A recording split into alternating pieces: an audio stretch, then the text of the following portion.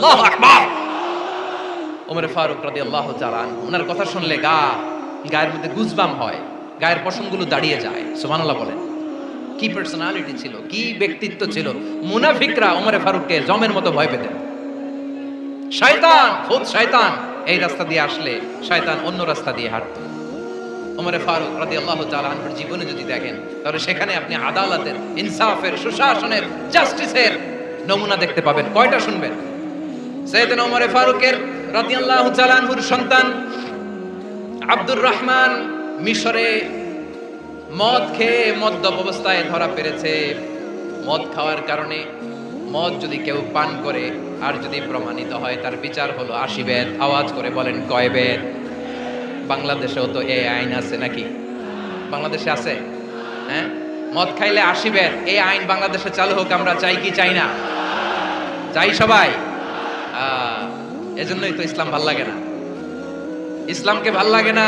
ইসলামকে আউট করে রাখতে পারলেই তো এরকম বড় বড় বোতল খাওয়া যায়। একেবারে সহজ, পানির মতো সহজ, হিসাব একেবারে সহজ।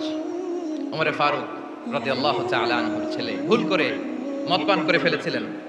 আব্দুর রহমান, ঘটনা ঘটেছে মিশরে। মিশরের গভর্নর তখন আমর ইবনে আস রাদিয়াল্লাহু তাআলা আনহু। আব্দুর রহমানের ভাই যে গভর্নরকে বলল, গভর্নর যদি একটু দয়া করেন, খলিফার ছেলে আমার ভাই আব্দুর রহমান মদ্যপ অবস্থায় ধরা পড়েছে, জনসম্মুখে যদি আপনি বেত্রাঘাত করেন আমাদের প্রেস্টিজ থাকে না। যদি 80 বেত আপনি মারেন আমার কোনো কথা নাই, কিন্তু ঘরের ভেতরে মারেন। আব্দুর রহমানের ভাইয়ের সুপারিশ শুনে সাইয়েদনা আমর ইবনে আস রাদিয়াল্লাহু তাআলা আনহু রাজি হয়ে গেলেন। ঘরের ভেতরে লোকচক্ষুর আড়ালে 80 বেত তিনি মানলেন। কিন্তু ঘটনাক্রমে এই কথা লুকিয়ে লুকিয়ে ঘরের ভেতরে 80 বেত মারার কথা সাইয়েদনা ওমর ফারুক মদিনা থেকে জানতে পারলেন। মদিনা থেকে তিনি ফরমান জারি করলেন, এই বিচার যেমনটি আমর ইবনে আস আদায় করেছে, এটা প্রকৃতপক্ষে আদায় হয় নাই। আসো সবাই মদিনায় আসো, আমর ইবনে আস মদিনায় আসো, আব্দুর রহমানও আসো, সবাই আসো, জনসম্মুখে এই বিচার কার্যকর করতে হবে। সাইয়েদনা ওমর ফারুক মসজিদে নববীর পিলারের মধ্যে নিজের ছেলেকে বাঁধলেন, আবার জনসম্মুখে 80টা বেত তার গায়ের মধ্যে মারলেন। মাজমুয়ে ফাতাওয়া ইবনে তাইমিয়া রাহিমাহুল্লাহ উনি এটা নকল করেছেন। এটা সবচেয়ে বিশুদ্ধ মত। আর অনেক মত আছে, মারা গেছে কবরের উপর, ওগুলো বাদে দিলাম। কেমন খলিফা ছিলেন, কেমন খলিফা! পশ্চিমারা তোমরা জাস্টিস আমাদেরকে শেখাও, ইনসাফ কারে বলে সুশাসন আমাদেরকে তোমরা শিখাও। ওমর ফারুক রাদিয়াল্লাহু তাআলা ওই বিচারকে তিনি ধর্তব্য মনে করেন নাই। মদিনাতে এনে আবার জনসম্মুখে আবার 80 বেত মেরেছেন। মিশরে ওমর ফারুক রাদিয়াল্লাহু তাআলা আমর ইবনে আসকে গভর্নর করে পাঠালেন। সেখানে আমর ইবনে আসের ছেলে একটা প্রতিযোগিতায় রানার আপ হয়েছে। এক মিশরি সেখানে চ্যাম্পিয়ন হয়েছে। রানার আপ বুঝতে পেরেছেন তো? রানার আপ সেকেন্ড হয়েছে, এক মিশরি হয়েছে চ্যাম্পিয়ন প্রথম। কিন্তু গভর্নরের ছেলে ও জিততে পারে নাই। ও রাগে ওই মিশরির গায়ের মধ্যে কয়েকটা লাঠি দিয়ে বাড়ি মেরেছে। মিশরি যে মদিনাতে ওমর ফারুকের কাছে বিচার দিলেন, আপনার গভর্নরের ছেলে অন্যায়ভাবে আমার গায়ে হাত তুলেছে। সাইয়েদনা ওমর ফারুক আবার ফরমান জারি করলেন, আসো মদিনাতে আসো। মিশরীকে ডাকলেন। ওই মিশরের গভর্নর আমর ইবনে আস রাদিয়াল্লাহু তাআলা আনহুকে ডাকলেন, তার ছেলেকেও ডাকলেন। সবাই বসে রইল। আমর ইবনে আস রাদিয়াল্লাহু তাআলা আনহু মাথা নিচু করে বসে আছেন, লজ্জায় কাচুমাচু। হায় হায়, আজকে আমার ছেলের কারণে আমিরুল মুমিনিন খলিফাতুল মুসলিমিন ওমর ফারুকের কাছে আমি জনসম্মুখে লজ্জিত হচ্ছি। সাইয়েদনা ওমর ফারুক বললেন, এই নাও লাঠি। গভর্নরের ছেলে তোমার মাথার মধ্যে যতগুলো বাড়ি মেরেছে, আজকে জনসম্মুখে তুমি অতগুলা বাড়ি মারো। মিশরি বলে, থাক, আপনি যে ডেকে আনছেন সবার সামনে এটা বলছেন, এতেই আমি খুশি। আল্লাহু আকবার! আপনার মহানুভবতা দেখে আমি খুশি, আর অপমানের দরকার নাই। ওমর ফারুক বলে, না, খবরদার, এই কথা মিশরি তুমি বলো না, মারো, যতগুলা বাড়ি মেরেছে মারো। বাধ্য হয়ে মিশরি আমর ইবনে আসের সামনে ওনার কলিজার টুকরা সন্তানের মাথার মধ্যে বাড়ি মারতে আরম্ভ করলেন। ঠিক যতগুলা বাড়ি গভর্নরের ছেলে আমর ইবনে আসের ছেলে মিশরির গায়ে মেরেছিল, মাথায় মেরেছিল, মিশরি গুনে গুনে ততটা মারলেন। এই দৃশ্য দেখে ওমর ফারুক রেগে মেগে আগুন, রাগের চোটে রাগ সামলাতে না পেরে, আর নিজেকে সামলাতে না পেরে মিশরিরে বললেন, ছেলেরে মারা শেষ হয়ে গেলে এবার বাবার টাক মাথার মধ্যে কয়েকটা বাড়ি মার। রাগের চোটে, আউট অফ অ্যাঙ্গার, রাগের চোটে, যে আমার পাঠানো গভর্নর আমর ইবনুল আস তার ছেলেকে কেন তার গিয়া কেন শিক্ষা দিতে পারে না। ছেলেরে মারা হইলে এবার আমর ইবনুল আসের মাথার মধ্যে দুইটা মারো, এটা রাগে বলেছেন, এটা শাস্তি হিসেবে না। সুবহানাল্লাহ পড়ে। তোমরা আমাদেরকে সুশাসন শিখাও, আমাদেরকে সুশাসন শিখাও। বিশ্বনবী বলেন আদল এটা যেন কোনো বিষয় না, এটা দিয়েই মানবিক সমাজ গড়তে হবে।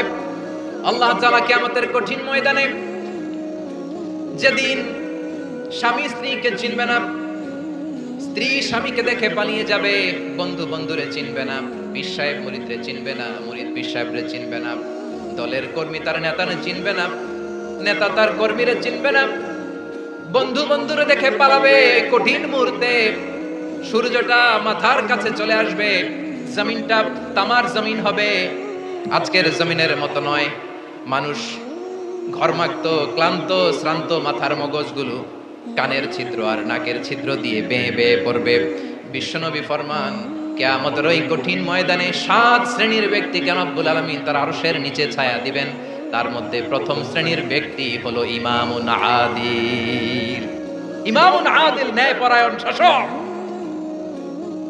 যে ইনসাফের সাথে বিচার করে, যে জাস্টিস সমাজে সার্ভ করে, যে সুশাসন নিশ্চিত করে, ওই ইমামুন আদিল। আদিল শব্দটা বুঝছেন না? ইন্নাল্লাহা ইয়া'মুরু বিল আদল, পাইছেন? আদিল।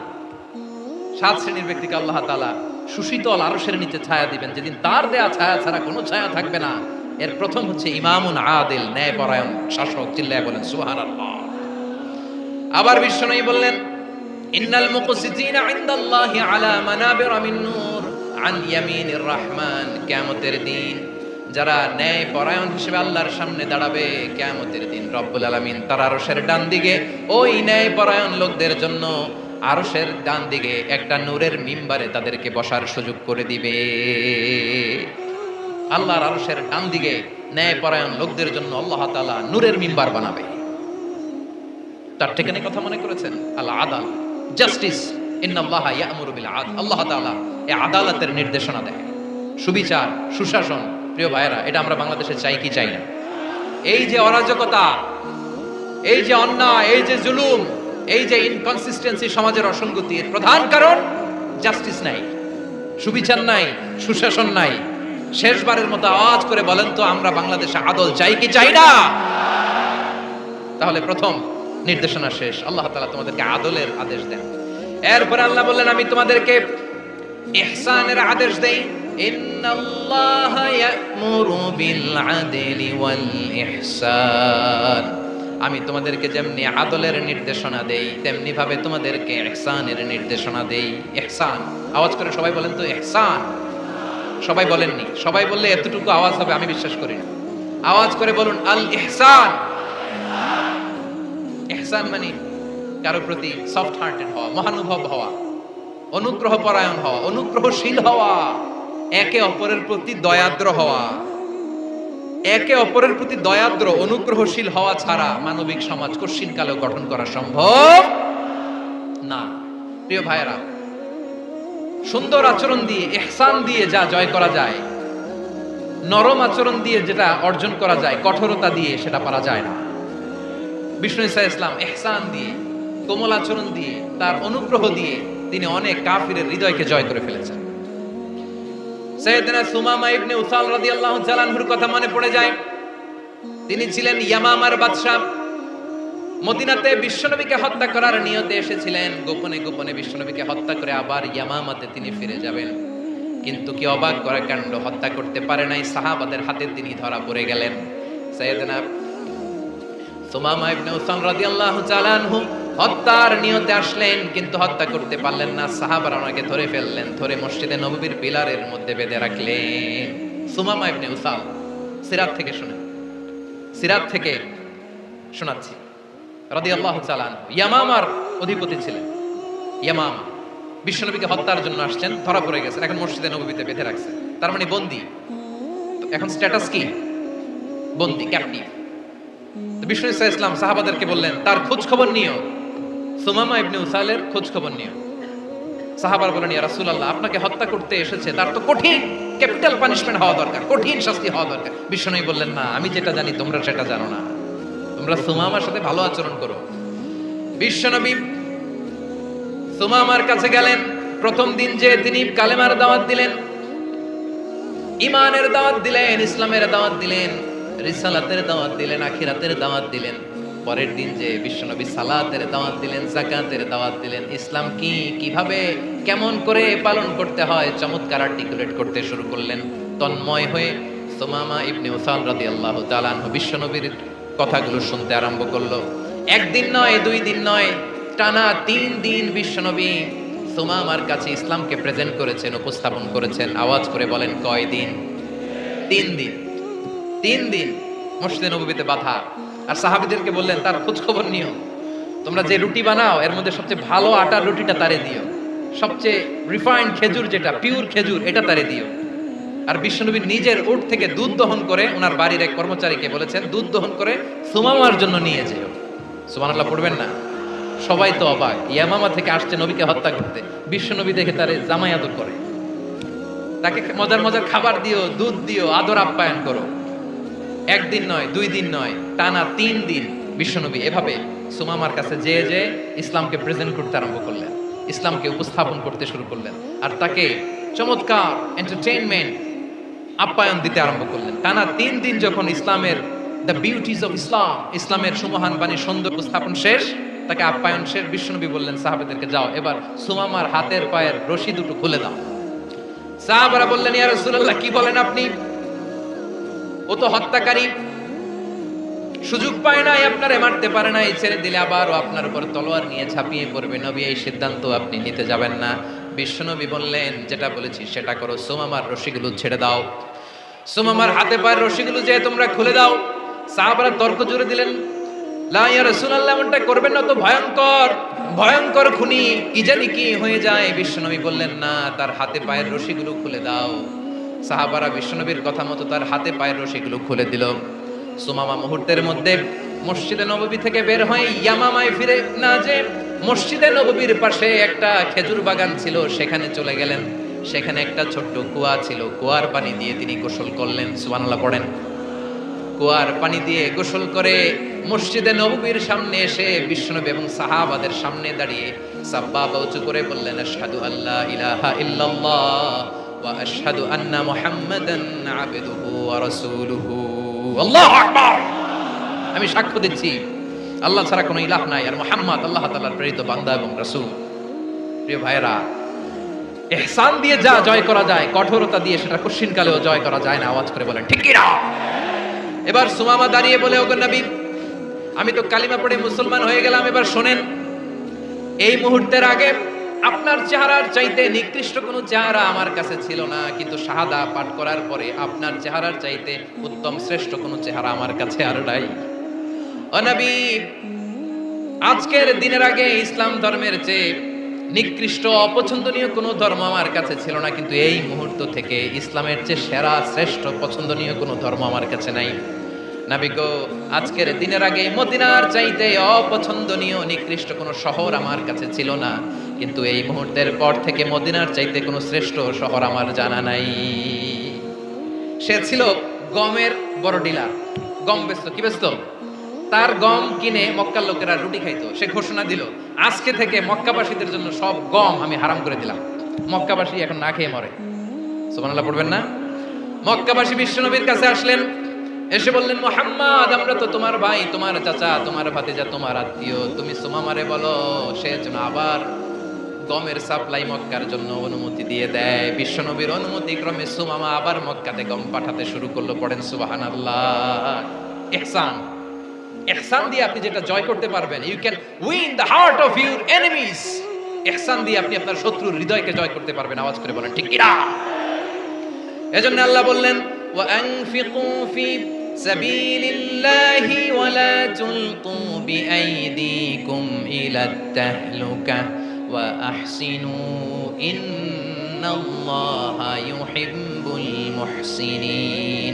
তোমরা আল্লাহর রাস্তায় দান করবে আর নিজেরা নিজেদেরকে ধ্বংসের হাতে ঠেলে দিও না। তোমরা একে অপরের প্রতি ইহসান করবে, কারণ ইহসানকারীদেরকে আল্লাহ বড্ড ভালোবাসেন। সুবহানাল্লাহ পড়েন।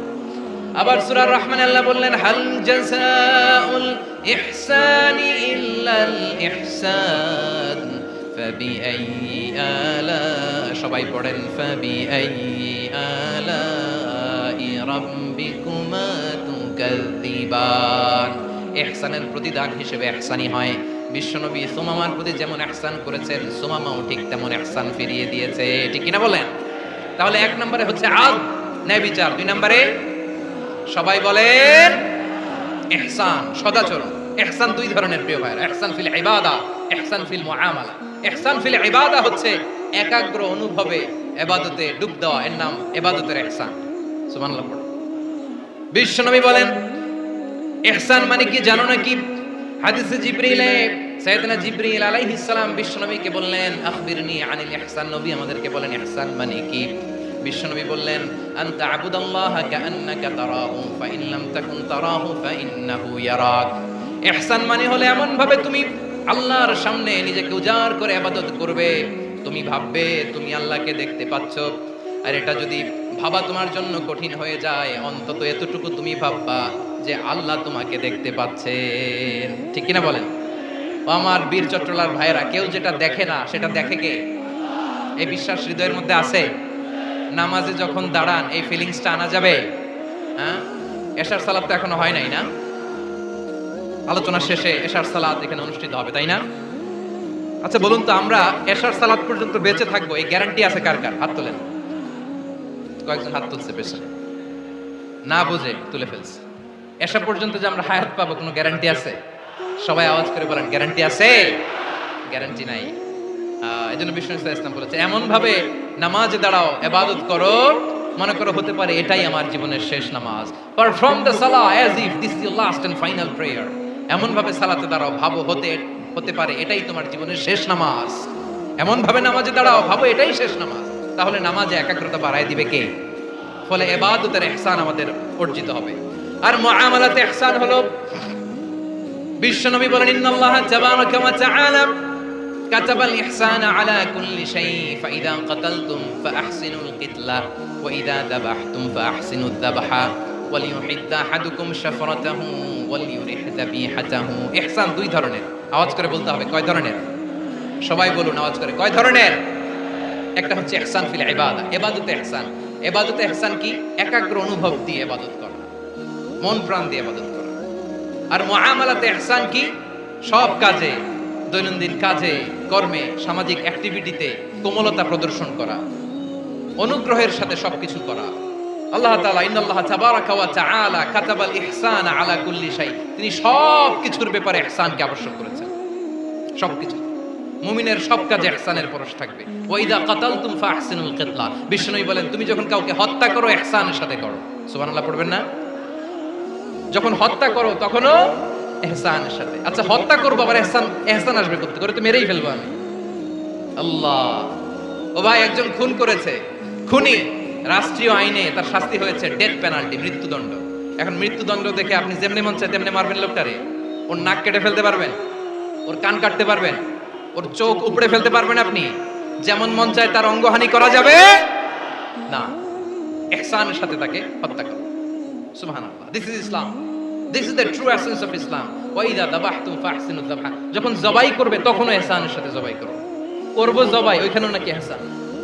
আচ্ছা কুরবানির দিন আমরা পশুগুলোরে কি করি বলেন সবাই আওয়াজ করে? জবাই। জবাই মানে তো এটার মেরেই ফেলতেছি, একটু পরে তো টুকরো টুকরো করে গোশতগুলো খাবো, এটা তো খাবো, এটা তো মেরেই ফেলবে। বিষ্ণু বলে না, জবাইয়ের মধ্যেও মুমিনের জবের ভেতরেও ইহসানের পরশ থাকা চাই। যখন জবাই করবে প্রাণীটাকে হাত পা টাইট করে বেঁধে নাও, ছুরিটাকে শার্পেন করে নাও, ধারালো করে নাও, যাতে অল্প সময়ে জবাইটা হয়ে যায়, প্রাণীটা যাতে কম কষ্ট পায়। সুবহানাল্লাহ পড়ে। দিস ইজ কল্ড ইহসান। ইহসান আল্লাহ তাআলা যেমনি আদলের আদেশ করেছেন, ন্যায় বিচার, জাস্টিস এনশিওর করতে বলেছেন, সমাজে ইহসানের ব্যবহার, ইহসানের অনুশীলন তিনি করতে বলেছেন। এজন্য মুমিনের প্রতিটি কাজে, আমার চট্টগ্রামের ভাইরা আমার দিকে তাকান, খেয়াল করে শুনুন, মুমিন জীবনের প্রতিটি কাজে ইহসানের পরশ থাকা যায়। আমরা যেন আমাদের পরিবারের প্রতি ইহসান করি, আমরা যেন আমাদের কর্মচারীদের প্রতি ইহসান করি, আমরা যেন আমাদের কলিগদের প্রতি ইহসান করি, আমরা যেন আমাদের ভাইদের প্রতি ইহসান করি। মুমিন জীবনের প্রতি কাজে ইহসানের পরশ থাকার দরকার আছে না নাই? কথা বুঝতে পেরেছেন? তাহলে আল্লাহ তাআলার তিনটা আদেশ ছিল, কয়টা গেল? ভুলে গেছে, ভুলে গেছে চট্টগ্রাম। তিনটা আদেশের মধ্যে কয়টা বললাম? প্রথমে কি ছিল? আদল। দুই নম্বরে, তিন নম্বরে রব্বুল আলামিন বললেন ওয়া ইতা ইদিল কুরবা, নিকটাত্মীয়দেরকে দান করো। নিকটাত্মীয়দেরকে দাও, যারা তোমাদের ব্লাড কানেকশনের আত্মীয় তাদেরকে তোমরা দাও। এখানে জেনারেলি বললেন দাও, কি দিব সেটা তিনি এখানে বলেন নাই, সেটা তিনি সূরাতুল ইসরার মধ্যে বলেছেন। আল্লাহ বলেন ওয়া আতিদাল কুরবা হাক্কা, নিকটাত্মীয়দেরকে তাদের অধিকার, তাদের প্রাপ্য তোমরা বুঝিয়ে দাও। দেখেন, একটা শান্তির সমাজ, একটা সমৃদ্ধ সমাজ, একটা মানবিক সমাজ গঠনের জন্য আল্লাহ তাআলা বেশি না, মাত্র তিনটা অর্ডার, তিনটা ভার্ডিক্ট তিনি জারি করেছেন। এক নাম্বার সুশাসন, ন্যায় বিচার। দুই নাম্বার ইহসান। তিন নাম্বার নিকটাত্মীয়, যারা কাছের, তোমার ভেরি ক্লোজ রিলেশনশিপে আছে, তাদেরকে দাও। দাও, দিলে বাড়িয়ে দেয় কে? অনেকে দিতে চায় না, কৃপণতা করে। দিলে বাড়ায় দেয় কে? ও মিয়া, মদিনার মধ্যে সবচাইতে গরিব সাহাবী ছিল বেলাল রাদিয়াল্লাহু তাআলা আনহু। ওনার এন্টায়ার অ্যাসেট, সম্পদের পরিমাণ কতদূর জানেন? একটা লুঙ্গি। বেলাল রাদিয়াল্লাহু তাআলা আনহু, ওনার টোটাল ওয়েলথের এস্টিমেশন হচ্ছে মাত্র একটা লুঙ্গি। একটা লুঙ্গি, টোটাল ওয়েলথ এস্টিমেশন, টোটাল সম্পদের পরিমাণ বেলাল রাদিয়াল্লাহু তাআলা আনহুর কি ছিল? কথা বুঝে নাই বোধহয়। কি ছিল? ওই বেলাল রাদিয়াল্লাহু তাআলা আনহুকে বিষ্ণু ইসলাম বলেছেন আনফিক ইয়া বেলাল, ও বেলাল তুমিও দাও। ওয়ালা তাখশা মিন যিল আরশি ইখলালা, আরশের অধিপতির তো কোনো ঘাটতি নাই, তুমি দিলে ওই আল্লাহ তোমারে বাড়ায় দিবে। এজন্য আমার প্রিয় ভাইয়েরা, দিলে কমে না, দিলে বাড়ে। অনেকে ধরে রাখে, নতুন কিছু নিতে পারে না, হাত দিয়ে যেটা ধরে রেখেছেন এটা দিয়ে দেন, বড় একটা ধরার সুযোগ পাবেন। জোরে বলেন ঠিক কিনা? ধরেন 5 কেজি ওজনের একটা ধরে রাখছেন, এখন 10, এটা না ছাড়লে 10 কেজি ধরতে পারবেন আপনি? আচ্ছা, 10 কেজির জিনিস একটা আছে হাতে, ওইটা যদি ছেড়ে দেন তাইলে না 15 কেজি ধরতে পারবেন? কথা বলেন ঠিক কিনা? তাহলে দিলে বাড়িয়ে দেয় কে? রব্বুল আলামিন বললেন 3 নাম্বার আদেশ হলো তোমাদের প্রতি সমাজটারে কেমন করে মানবিক সমাজ, সুন্দর সমাজ গড়বা। 3 নাম্বার আদেশ হলো ওয়া আতিদাল কুরবা হাক্কা, নিকটাত্মীয়দেরকে তাদের প্রাপ্য বুঝিয়ে দাও। এই নিকটাত্মীয়দেরকে তাদের অধিকার বুঝিয়ে দেওয়া, প্রাপ্য বুঝিয়ে দেওয়াতে আমাদের গাফলতি আছে না নাই? চট্টগ্রামে নাই? মাশাআল্লাহ আছে, আছে। অনেকে দেখবেন অনেক আল্লাহওয়ালা, তাহাজ্জুদ গুজার, সেজদা দিতে দিতে কপালে কালো দাগ ফেলে দিছে, সে তার বোনের হকটা আদায় করে নাই। আছে না নাই? হ্যাঁ, এখানেও আছে। সর্বনাশ। অনেক বড় হাজী সাহেব, বিশাল লম্বা দাড়ি, ছেলেরে সব দিয়ে দিছে, মেয়েরে কিছু দেয় নাই, মেয়ের হক আদায় করে নাই। আছে না নাই? এই হাজী সাহেবেরা, এই আল্লাহওয়ালারা কিয়ামতের ময়দানে আটকে যাবে। আপনি অন্যের অধিকার নষ্ট করেছেন, তাদের রাইটসকে ভায়োলেট করেছেন। এজন্য আল্লাহ তাআলা বলেন, কারো অধিকার যদি কেউ নষ্ট করে, ওই সমাজটা মানবিক সমাজ কঠিনকালেও হতে পারে না। এজন্য 3 নম্বর আল্লাহ বললেন ওয়া ইতা ইদিল কুরবা, নিকটাত্মীয়দেরকে দাও। কি দিবা? তাদের অধিকার দিয়ে দাও। বোনের অধিকার বুঝিয়ে দাও, মেয়ের অধিকার বুঝিয়ে দাও, ফুফুর অধিকার বুঝিয়ে দাও। দেখবেন অনেক মায়েরা ছেলের পাতে মুরগির রান দেয়, মেয়ের পাতে দেয় মুরগির ঠ্যাং। এরকম আছে না নাই? ছেলেরা কি দেয়? মুরগির। মেয়ের পাতে কি দেয়? তো মেয়ের কি মুরগির রান খেতে মনে চায় না? মনে চায় না? এমনটা করা যাবে না। নিকটাত্মীয়দেরকে অধিকার দিয়ে দাও, নিকটাত্মীয়ের সাথে সুসম্পর্ক রাখো। আদেশটা কার? এজন্য প্রিয় ভাইয়েরা, জীবনে যদি বারাকা অর্জন করতে চান, নিকটাত্মীয়দের সাথে সুসম্পর্ক রাখতে হবে, তাদের জন্য উপহার পাঠাতে হবে। বিশ্বনবী বলেন লা ইয়াদখুলুল জান্নাতা কাতে, যে ব্যক্তি আত্মীয়তার সম্পর্ককে ছিন্ন করে দেয়, সে কঠিনকালেও আল্লাহর জান্নাতে ঢুকবে না। আপনি কি এটারে সহজ হাদিস মনে করছেন? এটা সহজ কথা? আপনি ভাবছেন আপনার নামাজ আপনারে বাঁচাতে পারবে? আপনার রোজা বাঁচাতে পারবে? আপনার তাহাজ্জুদ আপনারে বাঁচাতে পারবে? অধিকার নষ্ট করলে কিছুই আপনারা বাঁচাতে পারবে না। এজন্য নিকট আত্মীয়দেরকে দিতে হবে বেশি বেশি। বিশ্বনবী বলেন ইন্না সাদাকাতা আলাল মিসকিনি সাদাকা ওয়া আলা যির রাহিমি ইসনাতান সাদাকাতুন ওয়া সিলা। মিসকিনরে দান করলে শুধু দানের সওয়াব হয়, নিকট আত্মীয়কে দান করলে দুইটার সওয়াব হয়, সাদাকার সওয়াব হয়, আবার আত্মীয়তার বন্ধন অটুট রাখার সওয়াব হয়ে যায়। আবার বিশ্বনবী বললেন মান সাররাহু আইয়ুবসাতা লাহু ফি রিজকিহি ওয়া ইনসালাহু ফি আসারিহি ফালইয়াসিল রাহিমা। যে ব্যক্তি তার রিজিকের প্রশস্ততা চায় আর হায়াতে বরকত চায়, সে যেন তার আত্মীয়ের সাথে সুসম্পর্ক রাখে। আমার প্রিয় চট্টলার ভাইয়েরা, আমাদের রিজিক বাড়ুক, এটা আমরা চাই কি চাই না? সবাই চান? হ্যাঁ, আমাদের রিজিকে প্রশস্ততা আসুক, চাই কি চাই না? আমাদের হায়াতে বরকত আসুক, আমরা চাই কি চাই না? এই দুইটা যদি চান তাহলে নিকট আত্মীয়দের সাথে সুসম্পর্ক রাখবেন, পারবেন? তাহলে সমাজটারে মানবিক সমাজ বানায় দিবে কে? তিনটা আদেশ চলে গেল। কয়টা? আওয়াজ করে বলেন। 1 নম্বরে কি ছিল? 2 নম্বরে, 3 নম্বরে নিকট আত্মীয়দেরকে দান। আপনাদের কি আরো শোনার আগ্রহ আছে? আপনাদের মনোযোগ আছে না গেছে? কষ্ট হচ্ছে না? আল্লাহ তাআলা তিনটা জিনিসের যেমনি আদেশ করেছেন, অনুরূপভাবে তিনটা বিষয় তিনি বারণ করেছেন, নিষেধ করেছেন। ওগুলোর কাছেও যাওয়া যাবে। শুনবেন শুনবেন। রাব্বুল আলামিন বলেন, ওয়ায়ানহা আনিল ফাহশাই ওয়াল মুনকারি ওয়াল বাগি। আমি যেমনি তিনটি বিষয় আদেশ করলাম, অনুরূপভাবে তিনটি বিষয়ে বারণ করলাম, নিষেধ করলাম। আমার 1 নাম্বার নিষেধাজ্ঞা হলো অশ্লীলতার প্রতি। ফাহশা, ওয়ায়ানহা আনিল ফাহশা, আল্লাহ তাআলা অশ্লীলতাকে নিষেধ করেছেন। কোন জিনিসকে? সবাই বলুন, কোন জিনিসকে? যত ধরনের, যত টাইপের, যত ক্যাটাগরির অশ্লীলতা হতে পারে, সব অশ্লীলতাকে হারাম করেছেন কে? ফাহশা মানে কি? কথায়, কাজে, আচরণে, কমেন্ট, ফেসবুকের কমেন্টসে যত ধরনের নোংরামো আছে, যত ধরনের অশ্লীলতা আছে, এটাকে আরবিতে বলে ফাহশা। এটাকে কি বলে? রাব্বুল আলামিন বলেন, কুল ইন্নামা হাররামা রাব্বিয়াল ফাওয়াহিশা মা যাহারা মিনহা ওয়া মা বাতান।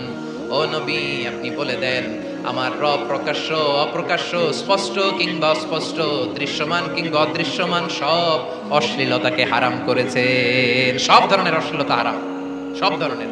আল্লাহ তাআলা আমাদেরকে অশ্লীলতা থেকে বাঁচান, অশ্লীলতা থেকে তিনি আমাদেরকে হেফাজত করুক, পড়েন আমিন। এবার বলেন, আমাদের সমাজে অশ্লীলতা আছে না নাই? চট্টগ্রামে নাই? আমি কই নাই, ওনারা বলে আছে।